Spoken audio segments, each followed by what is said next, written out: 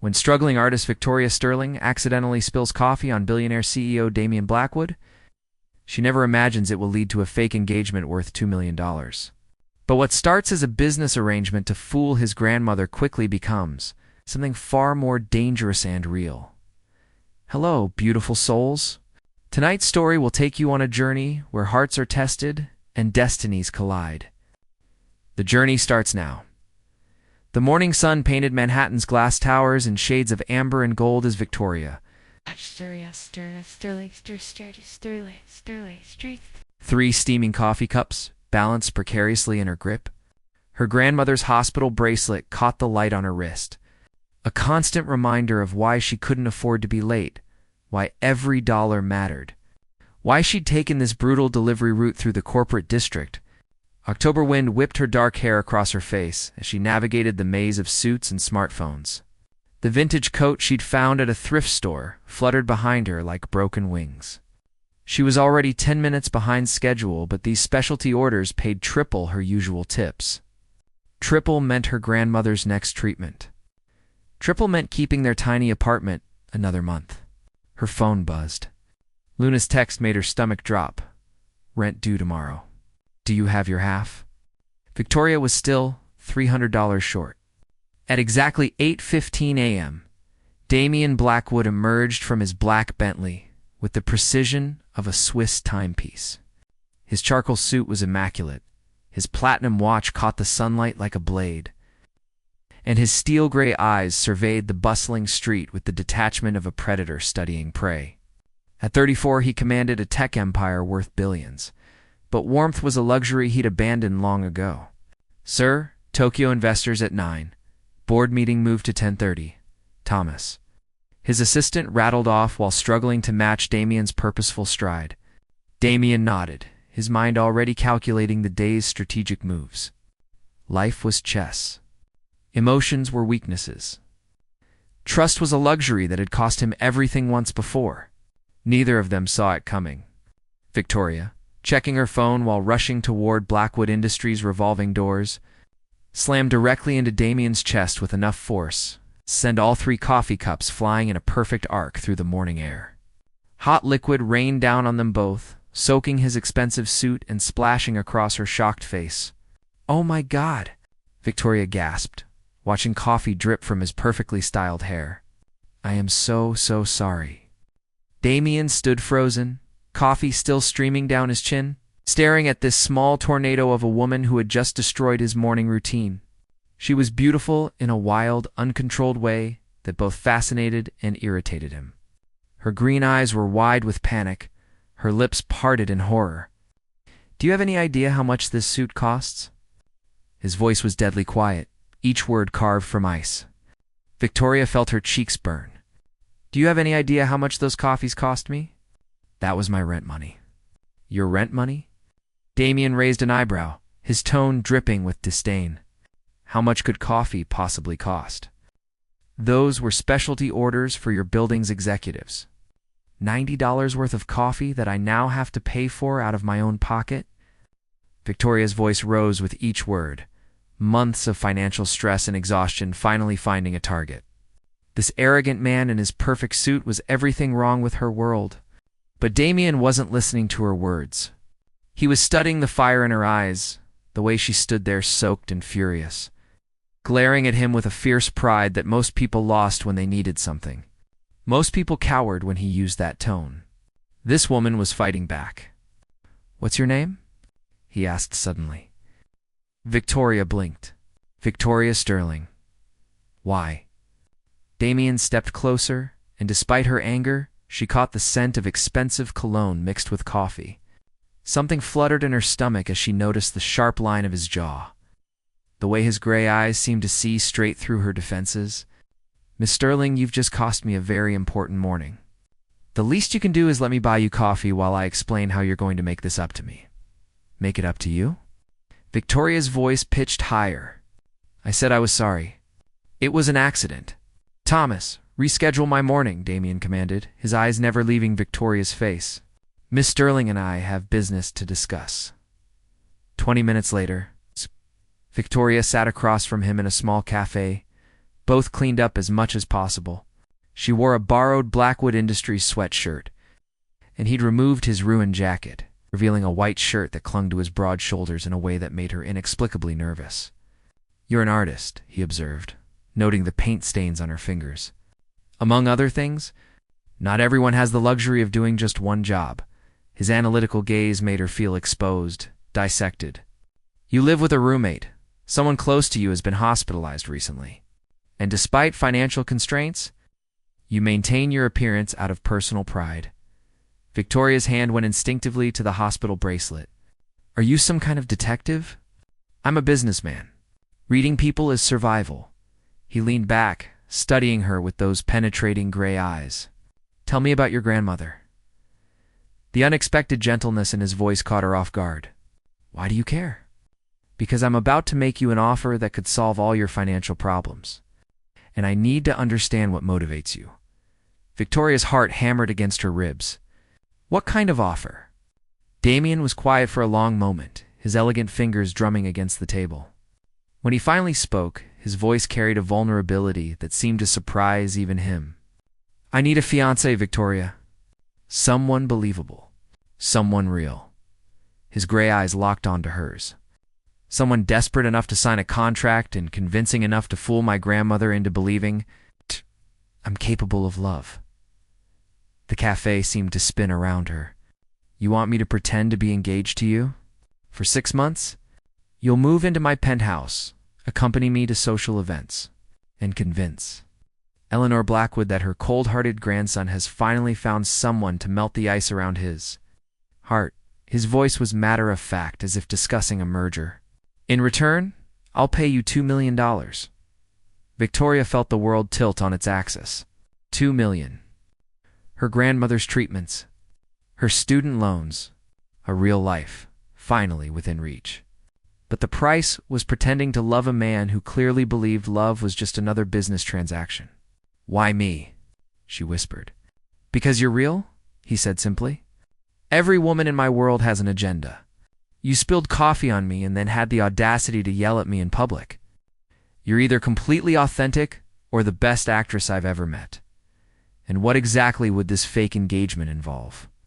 Damian leaned forward, his voice dropping to barely above a whisper.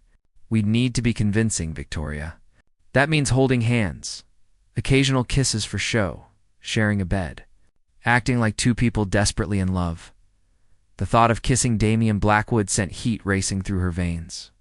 Despite his icy exterior, something magnetic pulled at her. Something dangerous and irresistible.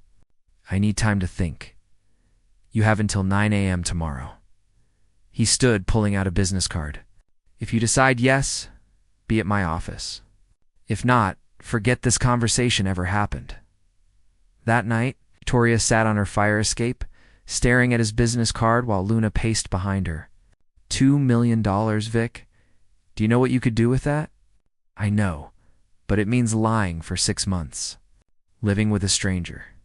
Pretending to love someone who probably doesn't believe love exists." Her phone rang. Her grandmother's weak but cheerful voice filled the silence. "Victoria, sweetheart, how are you feeling today?" "I'm fine, Grandma. How are you?"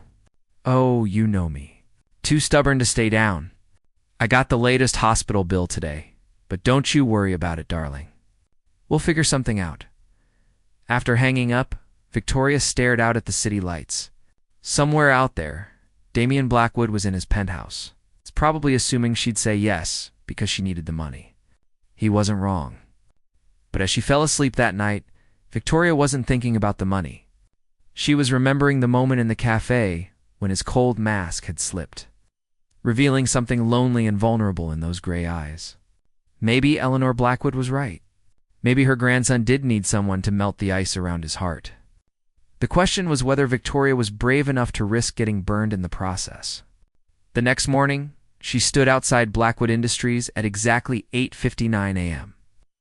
Wearing her best dress and carrying a small overnight bag, her hands trembling as she approached the security desk.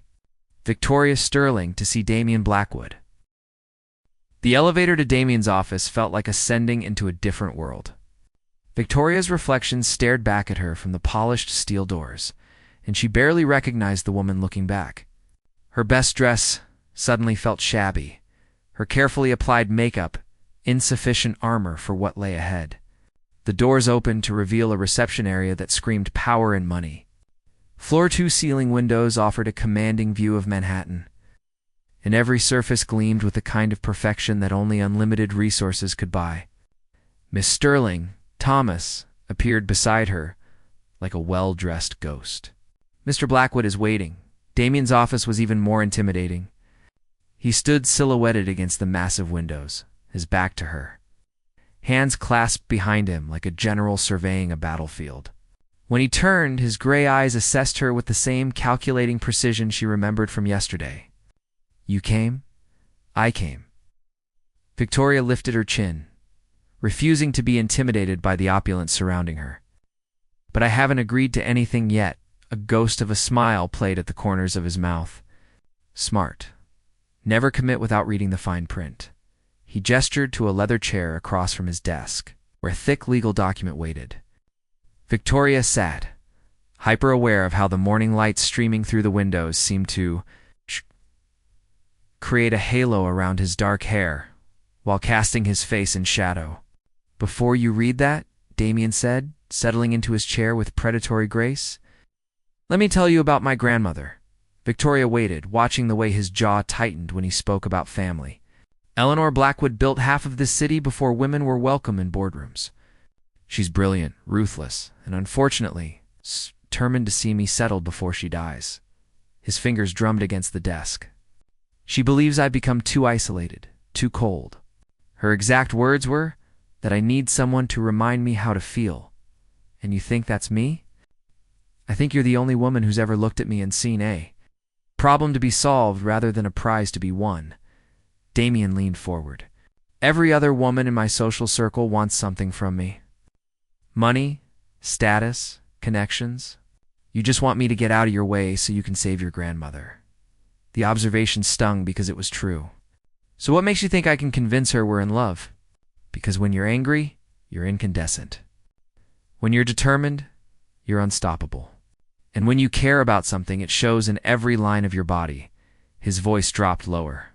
"If you can channel even half of that passion into pretending to care about me, Eleanor will believe it completely." Victoria picked up the contract, scanning the dense legal language. 6 months, $2 million, complete discretion.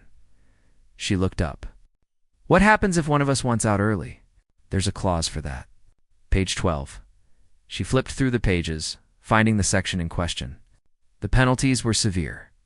If either party breaks the contract, the other receives $10 million in damages. Insurance policy. "This arrangement requires absolute commitment from both of us." Victoria continued reading, her eyes widening as she reached the more personal clauses. "Shared bedroom, public displays of affection, attendance at family functions." She looked up sharply. "It says here that we'll be expected to share intimate moments in private as well, to maintain authenticity in case of unexpected surveillance." Damian's expression remained impassive. "Eleanor is thorough. She has sources everywhere, and she'll be watching us closely. We can't risk being caught acting like strangers behind closed doors. So you're asking me to pretend to be in love with you 24 hours a day for 6 months? I'm asking you to be the best actress you've ever been. Can you do that, Victoria?" She stared at him across the expanse of his desk, this beautiful, cold man who spoke about love like it was a business strategy. $2 million sat between them like a bridge over an impossible chasm. "I want some modifications to the contract." Damian raised an eyebrow. "Such as, first, my grandmother's medical bills get paid directly and immediately, regardless of what happens between us. Second, I want a separate bedroom. I'll share yours when necessary, but I need space to think. Third, if this arrangement damages my reputation or my career in any way, the compensation doubles. Anything else?" Victoria thought of Luna, of the friends she'd be lying to, of the life she'd be putting on hold. "I want to be able to tell one person the truth. Someone I trust completely. Absolutely not. Then no deal." Victoria stood, surprising herself with her own conviction. "I won't go 6 months without a single person to confide in." That's not negotiable. Damian studied her for a long moment. She could practically hear the calculations running through his mind. Finally, he nodded. One person. But they sign an NDA with teeth. If word of this gets out, you both face legal consequences that will follow you for the rest of your lives. Agreed. Thomas will have the revised contract ready within the hour. In the meantime, we should discuss the immediate logistics. Damian stood and moved around the desk, stopping close enough that Victoria caught his scent again. We'll announce our engagement at Eleanor's charity gala this Saturday. That gives us 5 days to create a believable backstory and chemistry. 5 days? Victoria's voice cracked. How are we supposed to look like we're in love in 5 days when we barely know each other? We learn fast. Damian reached out and touched her hand, his fingers cool against her skin. Tell me something real about yourself, Victoria. Something you've never told anyone else. The unexpected intimacy of the question caught her off guard. Why? Because if we're going to convince anyone that we fell in love, we need to know what falling looks like. Victoria stared down at their joined hands, her heart hammering against her ribs. I used to paint my grandmother stories when she was going through her first round of treatment. Entire worlds on canvas where cancer didn't exist, and families never ran out of money and love was enough to fix everything. Damian's thumb traced across her knuckles. Do you still believe that? That love is enough? I want to. The admission slipped out before she could stop it. What about you? What's something real? For a moment, his mask slipped completely, and Victoria saw raw pain flicker across his features. I used to believe that if you loved someone enough, they'd never leave you. I was wrong. Who left? Everyone who mattered. Damian dropped her hand abruptly, the moment of vulnerability slamming shut like a vault door. But that's not relevant to our arrangement. Except Victoria had seen behind his walls now. She couldn't unsee the lonely, wounded man hidden beneath all that ice and power. What if it is relevant? What if that's exactly what Eleanor wants to see? Someone who can reach the part of you that's still human. I'm not paying you $2 million to psychoanalyze me, Miss Sterling. You're paying me to convince your grandmother that you're capable of love. But what if the only way to do that is to actually feel something real? The silence stretched between them, charged with possibility and danger. Finally, Damian stepped back, his professional mask sliding into place. The car will pick you up at 7 tomorrow morning. We're going shopping for your new wardrobe, and then we're having dinner with Eleanor. Consider it our first performance. Victoria's pulse jumped. Tomorrow? Don't you think we should practice first? Damian moved closer again, backing her against the desk until she was trapped between his body and the solid wood. His hands braced on either side of her hips, his face inches from hers. We're practicing right now, he murmured, his breath warm against her ear. How am I doing, darling? Victoria's entire body came alive at his proximity, every nerve ending sparking with awareness. This was acting, she reminded herself. This was pretend. But when Damian's lips brushed against the sensitive skin just below her ear, her gasp was entirely real. You're a fast learner, she whispered. So are you. He pulled back just enough to meet her eyes, and Victoria saw something dangerous flickering in those gray depths.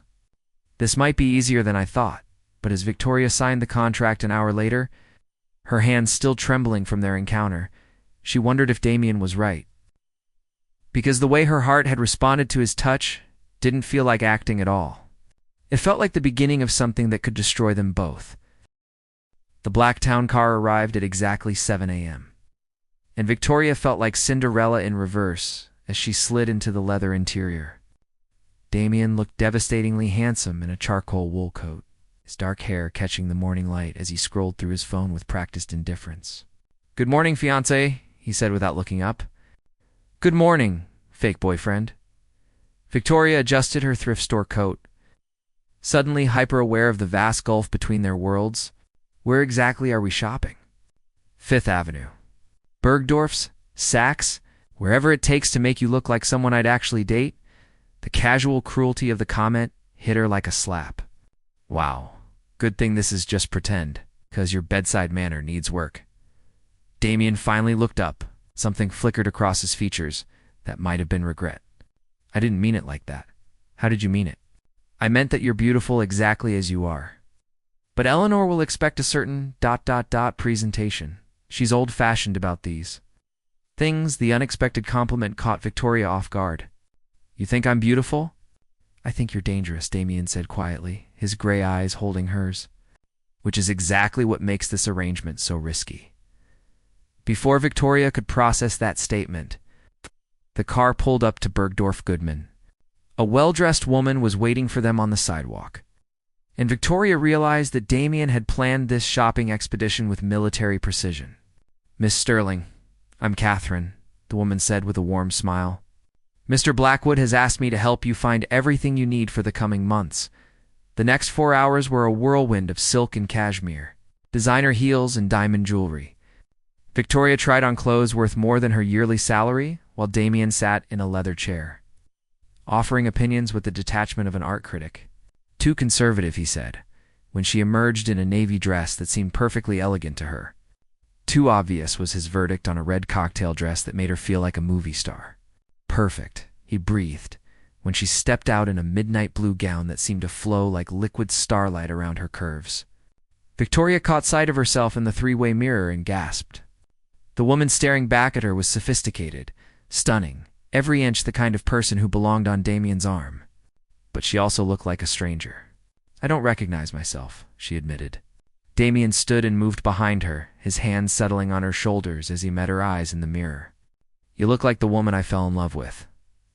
The words were meant for Catherine's benefit, Victoria knew. But something in his voice made her believe them for just a moment. His thumbs brushed against the bare skin of her shoulders, and she shivered at the contact. We should go, he said abruptly, stepping back. Eleanor is expecting us at 7. Eleanor Blackwood's penthouse overlooked Central Park. Victoria felt her confidence wavering as they rode the elevator to the top floor. All the expensive clothes in the world couldn't prepare her for lying to a woman who'd built an empire on reading people. Remember, Damian said as they approached the door, we met at the coffee shop. It was love at first sight. And we've been inseparable ever since. Love at first sight, when I spilled coffee all over you? Sometimes the best love stories start with disaster. The door opened to reveal a woman in her 70s with silver hair, sharp blue eyes, and an aura of power that reminded Victoria strongly of her grandson. Eleanor Blackwood studied them both for a long moment before her face broke into a delighted smile. So this is the girl who finally captured my grandson's heart. Grandmother, Damian said stiffly, leaning down to kiss her cheek. This is Victoria Sterling, Mrs. Blackwood, Victoria began, but Eleanor waved her off. Call me Eleanor, dear. Anyone who can make Damian smile the way he's been smiling lately is family. Victoria glanced at Damian in surprise. She'd never seen him smile genuinely, let alone enough for his grandmother to notice. Over dinner, Eleanor grilled Victoria with the skill of a seasoned prosecutor. Where did she grow up? What did she do for work? How had she and Damian really met? It was like lightning, Victoria found herself saying, surprised by how icily the lies came. One moment I was rushing to make a delivery. The next I was staring into these incredible gray eyes and thinking that my whole life had just changed direction. And you, darling? Eleanor turned to Damian. What was it about Victoria that made you propose so quickly? Damian reached across the table and took Victoria's hand, his thumb tracing across her knuckles in a gesture that was becoming familiar. She challenged me, he said simply. Everyone else in my life tells me what I want to hear. Victoria tells me what I need to hear, even when it's difficult. There was something in his voice, a note of sincerity that made Victoria's breath catch. For a moment, she forgot they were acting. Show me the ring, Eleanor demanded. Victoria's hand flew to her bare ring finger, panic racing through her veins. In all their planning, they'd forgotten about an engagement ring. It's being sized, Damian said smoothly. Victoria has tiny fingers, and I wanted it to be perfect. Eleanor studied them both with those sharp blue eyes. Victoria was certain they were about to be exposed as frauds. Then the older woman smiled. I can see why you fell so hard, Damian. She's lovely. Eleanor turned to Victoria. And I can see why you said yes. My grandson might be emotionally unavailable. but he's devastatingly handsome when he wants to be. After dinner, Eleanor insisted on showing Victoria the family photo albums, pointing out pictures of Damian as a serious little boy who rarely smiled even then. He wasn't always so cold, Eleanor said quietly when Damian stepped onto the terrace to take a business call. There was a girl. Years ago, Rebecca. She broke his heart so completely that I wasn't sure he'd ever recover. Victoria studied a photo of Damian in his early 20s.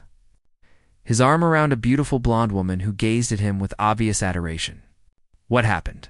She left him for his best friend, took half his fortune in the process, and married him 3 weeks after the divorce was finalized. Eleanor closed the album with a snap. Damian hasn't been the same since. That's why this engagement gives me such hope, dear. I can see the way he looks at you, like you're bringing him back to life. When Damian returned from his call, he found Victoria staring out at the city lights, her expression troubled.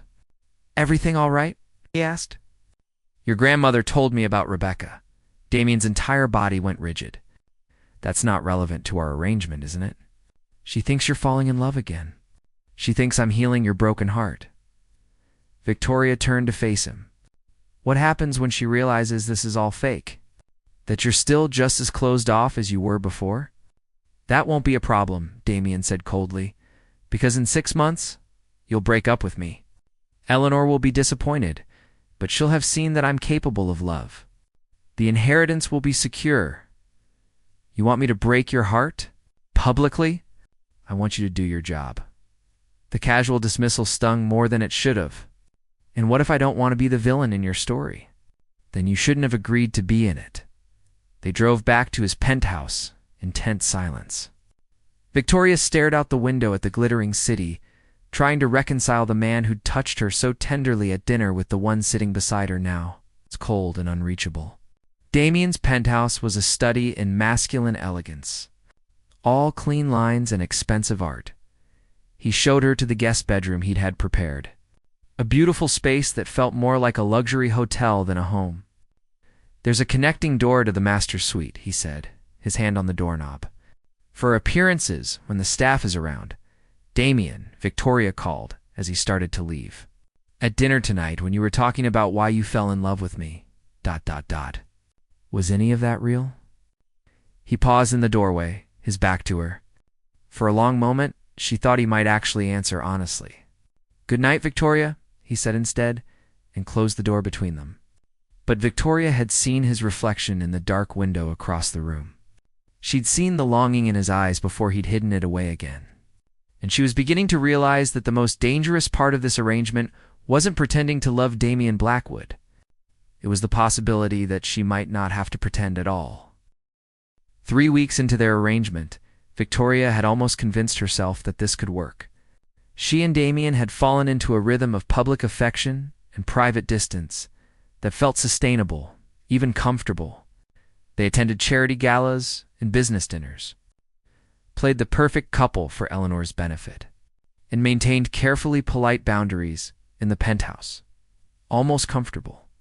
Until the morning Victoria woke to find Damian making coffee in the kitchen, his hair still rumpled from sleep, wearing nothing but pajama pants that hung low on his hips. "Good morning," she said, trying to keep her voice casual as she averted her eyes from the expanse of his. "Just Eleanor's having lunch with the Hartwell sisters today," he said without looking up. "She specifically requested that we join them. Apparently, they're old family friends who are dying to meet you." Victoria poured herself coffee, hyper-aware of how domestic this felt, how right it seemed to start the morning with him and the soft light filtering through the massive windows. "What do I need to know about them?" "Martha Hartwell runs the largest art foundation in the city. She could make your career with a single phone call." Damian finally looked at her and something flickered in his gray eyes. "If you impress her today, you might not need the money from our arrangement to build the life you want." The unexpected kindness in his voice caught her off guard. Over the past weeks, she'd caught glimpses of the man beneath the ice, moments when his carefully constructed walls slipped just enough to let her see the lonely, wounded soul beneath. "Thank you," she said softly. "That means a lot. It's just business, Victoria. You'll be more convincing as my fiancé if you're genuinely happy." but the way he said her name, like a prayer or a confession, made her wonder if it was really that simple for him anymore. The lunch at Eleanor's was a performance in itself. Victoria charmed Martha Hartwell with stories about her art, laughed at the right moments, and played the role of devoted fiancé with growing ease. When Damian's hand found hers across the table, the gesture felt natural instead of rehearsed. "Your young man is quite taken with you," Martha observed, when Damian stepped away to take a call. "I don't think I've ever seen him so attentive." "He's pretty wonderful," Victoria replied, surprised to realize she meant it. "I'd love to see your work sometime, dear. Eleanor tells me you're quite talented. I'd be honored. Although I have to warn you, most of my recent pieces have been rather ... intense. I've been going through some major life changes." After lunch, Eleanor pulled Victoria aside while Damian spoke with Martha about potential gallery showings. "I have something for you," the older woman said, producing a small velvet box. It belonged to Damian's great-grandmother. "I thought you might like to wear it until his grandmother's ring is ready." Victoria opened the box to reveal a stunning vintage diamond ring, the kind of piece that belonged in a museum. "Eleanor, I can't possibly nonsense. You're going to be my granddaughter. It's time you looked the part." As Eleanor slipped the ring onto Victoria's finger, guilt crashed over her in waves. This woman was treating her like family, planning a future that would never exist, believing in a love story that was nothing more than an elaborate lie. That evening, Victoria sat in her room staring at the ring, trying to ignore how perfectly it fit, how right it looked on her hand. A soft knock interrupted her brooding. "Come in." Damian entered, carrying a bottle of champagne and 2 glasses. "Eleanor called to congratulate us on our engagement photos making the society pages. Apparently, we're quite photogenic together." He showed her his phone, where a picture from the previous night's charity gala filled the screen. Victoria gasped at the image. She and Damian were dancing, completely lost in each other. Her face tilted up toward his with an expression of such adoration that it took her breath away. "We look ... double quotes," she began. "Happy," Damian finished quietly. "We look happy." He poured the champagne, and they sat together on her bed, expensive sheets creating an intimate cocoon around them. Victoria was acutely aware of his proximity, the warmth radiating from his body, the way his eyes kept drifting to her lips. "Martha wants to feature my work in her next show," Victoria said. "Needing to break the tension? That's incredible. You should be proud." "I am. But I also feel like a fraud. Everything good happening to me right now is because I'm pretending to be someone I'm not." "You're not pretending to be talented, Victoria. You're not pretending to be beautiful or intelligent or brave. Those things are real." The sincerity in his voice made her chest tight. "What about you? Is any of this real for you?" Damian was quiet for a long moment, swirling the champagne in his glass. "Do you know what the worst part of my breakup with Rebecca was? It wasn't the betrayal or the money, or even the humiliation. It was realizing that I had never actually known her at all. I'd fallen in love with a performance, and now you're asking me to perform for you. Yes. But the difference is, I know you're performing. I know this isn't real." His gray eyes met hers, vulnerable and raw, which somehow makes it feel safer too, ... to what? Instead of answering, Damian reached out and touched her face, his thumb tracing the line of her cheekbone. To imagine what it would be like if it were real. Victoria's breath caught as he leaned closer, his intentions clear in the way his gaze dropped to her lips. This was crossing a line they'd carefully maintained, stepping into dangerous territory that could complicate everything. But when his lips met hers, soft and tentative and heartbreakingly gentle, Victoria forgot about contracts and arrangements and the 2,000,000 reasons why this was a terrible idea. She forgot about everything except the way Damian kissed her like she was precious, like she was real, like she mattered more than any business deal. When they broke apart, both breathing hard, Damian rested his forehead against hers. "This complicates things," he whispered. "Yes, it does. We should probably maintain boundaries." We probably should, but neither of them moved away. The next morning, Victoria woke up alone in bed, still wearing her clothes from the night before. The taste of Damian's kiss lingering on her lips. She found a note on her nightstand in his precise handwriting. Had to leave early for a business trip. Back Sunday. D. The formal tones stung after the intimacy they'd shared, but Victoria tried to push down her disappointment. This was business, she reminded herself. Nothing more.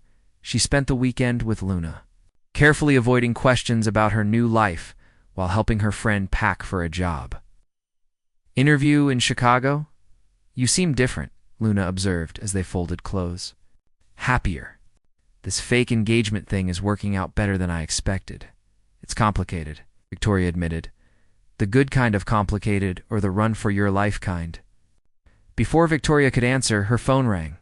Eleanor's name appeared on the screen. Victoria, dear? I hope you're free for lunch tomorrow. There's someone I'd like you to meet, of course. Should I ask Damian to join us?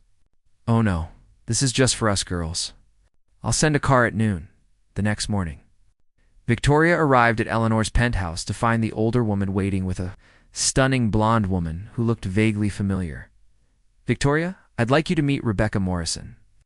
Rebecca. This is Damian's fiancée.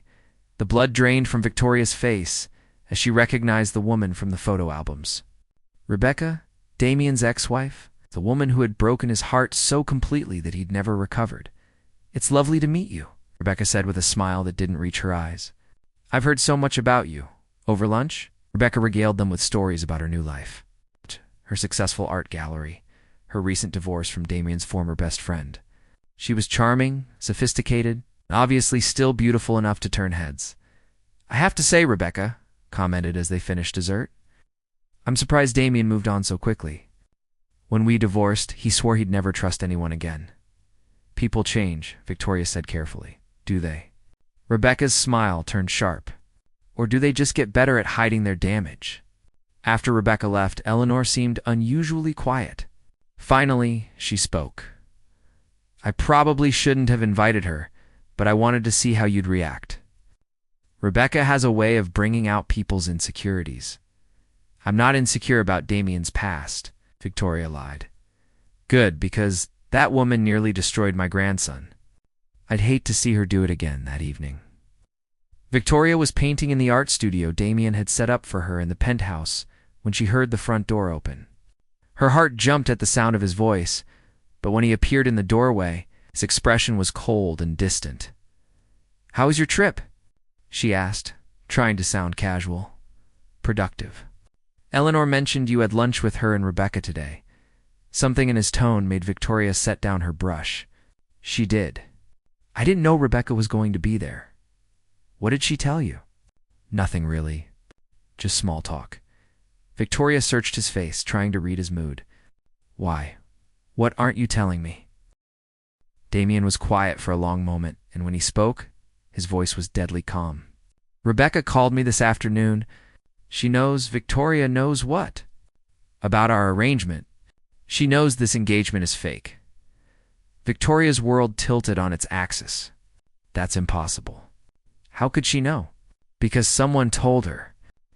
Someone with inside information about our contract, our timeline, our financial agreement. Damian's gray eyes were ice cold as they met hers. Someone who signed an NDA and swore to keep our secret? The accusation hit Victoria like a physical blow. You think I told her? Who else could it have been? I don't know. Maybe she hired an investigator. Maybe she knew details that only 3 people in the world know. Victoria. Me, you, and Luna. Luna. Victoria's blood turned to ice as understanding crashed over her. No, Luna wouldn't. She's my best friend. Your best friend who's been struggling financially. Your best friend who just got a job in Chicago that she couldn't possibly afford on her salary. Your best friend who suddenly has enough money to put down first and last month's rent on a luxury apartment. Victoria sank into a chair as the pieces fell into place. Luna's new job, her sudden financial stability, the way she'd been asking so many questions about Damian and the engagement. Rebecca offered her $50,000 for information about our arrangement. Damian continued relentlessly. And Luna took it. I need to call her, Victoria whispered.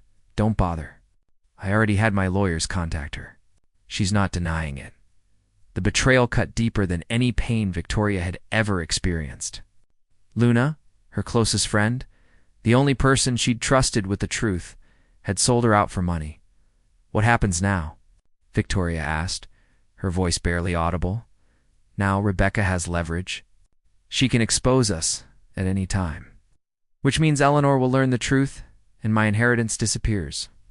Damian's voice was flat, emotionless. Unless we give Rebecca what she wants, which is me. Damian met her eyes, and Victoria saw something that might have been regret flicker across his features. She wants me back, Victoria, and she's threatening to destroy both of us if she doesn't get what she wants. Victoria felt her world crashing down around her. The engagement, the money, the future she'd started to imagine, all of it balanced on the edge of Rebecca's whims. But worse than losing the arranged mage was the realization that she was about to lose Damian. Just when she'd started to believe that what was growing between them might be real, it was all being ripped away. So what do you choose? Victoria asked, though she already knew the answer. Damian was quiet for a long moment, his expression unreadable.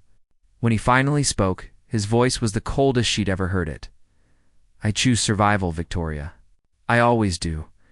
Victoria spent the night packing her few belongings, her hands shaking as she folded the expensive clothes Damian had bought her. Each piece felt like evidence of her own naivety, proof that she'd been foolish enough to believe fairy tales could come true. The vintage diamond ring sat on her nightstand, catching the morning light like tears. She couldn't bring herself to put it back in its box at 7 a.m. She heard movement in the kitchen. Damian was making coffee, just like that morning 3 weeks ago, when everything had felt possible. But now, an ocean of betrayal and broken trust stretched between them. You're leaving, he observed, without turning around. Rebecca gets what she wants. I get out of your way. Everyone wins. Do they? Victoria set her suitcase by the door, steeling herself to face him. What do you want me to say, Damian? That I'm sorry Luna betrayed us. That I'm sorry I wasn't enough to make you fight for this? Her voice cracked. Or that I'm sorry I was stupid enough to think any of it was real. Damian finally turned, and Victoria was shocked by how haggard he looked, as if he hadn't slept any more than she had. What if I told you it was real? He said quietly. At least parts of it. I'd say it doesn't matter anymore. You made your choice. I haven't told Rebecca yes yet. Victoria's heart stuttered, but she forced herself to remain strong. But you will. Because that's who you are, Damian. You choose safety over risk, control over chaos, survival over love. And what would you have me choose? I'd have you fight. The words exploded out of her, 3 weeks of suppressed emotion finally breaking free. I'd have you tell Rebecca to go to hell, and Eleanor to trust you to know your own heart. I'd have you choose the woman who sees you, not the one who left you broken. And then what, Victoria? We continue this charade until it falls apart naturally, until you realize you can do better than a man who doesn't know how to love without a contract. What if it wasn't a charade? Victoria stepped closer, her eyes blazing. What if we stopped pretending and made it real? The silence stretched between them, heavy with possibility and fear. Damian's gray eyes searched her face as if he was trying to memorize every detail. You don't know what you're asking, he whispered. I'm asking you to trust me the way I trusted you. I'm asking you to take a leap of faith and believe that sometimes the best things in life are the ones you can't control or calculate. Cool. Or plan 3 steps ahead. Damian reached out and touched her face, his thumb catching the tear she didn't realize had fallen. And if I'm wrong? If I choose you and lose everything anyway, then at least you'll have chosen love over fear. For a moment, Victoria thought he might actually do it. She saw something shift in his eyes, a wall crumbling, a door opening. But then his phone rang, and Rebecca's name flashed on the screen. The spell broke. Damian stepped back, his walls slamming into place. I have to take this, he said. And Victoria knew she'd lost him. She was halfway to the elevator when she heard his voice behind her. Victoria. Wait, she turned, hope fluttering in her chest like a caged bird. The ring, Damian said, holding out his hand. "Eleanor will want it back." The hope died so quickly Victoria felt it like a physical pain. She pulled off the vintage diamond and placed it in his palm, their fingers brushing for the last time. "For what it's worth," she said softly, "I think you would have been worth fighting for." The elevator doors closed between them like a final curtain. 1 month later, Victoria stood in Martha Hartwell's gallery, surrounded by her paintings and a crowd of admirers. The show was a success beyond her wildest dreams, her art selling to collectors and critics who praised her raw emotional honesty and fearless exploration of love and loss. Luna had tried to contact her dozens of times, but Victoria had blocked her number. "Some betrayals cut too deep for apologies," Eleanor had called once.